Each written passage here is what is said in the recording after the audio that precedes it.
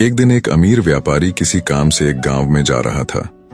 बारिश का मौसम था, झमाझम बारिश हो रही थी और रास्ते में जगह जगह गड्ढों में पानी भरा हुआ था।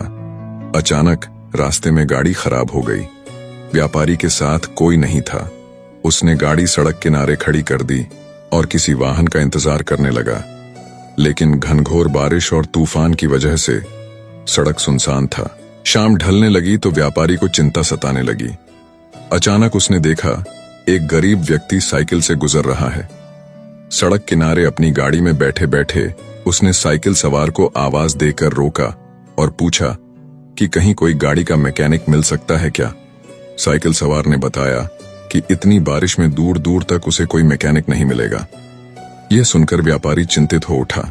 तब साइकिल सवार ने बड़ी विनम्रता से कहा, भाई साहब, अगर आप चाहें तो पास ही बने भगवान के घर में आज रात विश्राम कर सकते हैं। वहां आपको रहने की सारी सुविधाएं मिलेगी। व्यापारी राजी हो गया। उसने सोचा कि आज रात मंदिर में ठहर कर अगले दिन सुबह वो गाड़ी मरम्मत का कोई रास्ता देख लेगा।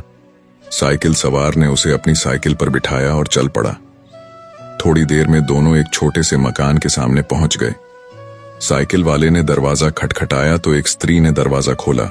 व्यापारी को संबोधित करते हुए साइकिल वाले ने कहा, यह मेरी पत्नी है। इस भगवान के घर में सिर्फ हम दोनों रहते हैं। हमारे बच्चे शहर में नौकरी करते हैं। आइए, अंदर पधारिए और आराम से बैठ जाइए। थोड़ी ही देर में साइकिल वाले की पत्नी गर्म गर्म चाय नाश्ता ले आई। रात का खाना भी पकने लगा। व्यापारी को सब कुछ बहुत अच्छा लग रहा था, लेकिन उसे एक बात समझ में नहीं आ रही थी कि साइकिल वाले ने अपने घर को भगवान का घर क्यों कहा। ये कोई मंदिर तो है नहीं। आखिर उससे रहा नहीं गया तो उसने पूछ ही लिया कि वो क्यों अपने मकान को भगवान का घर कह रहा है।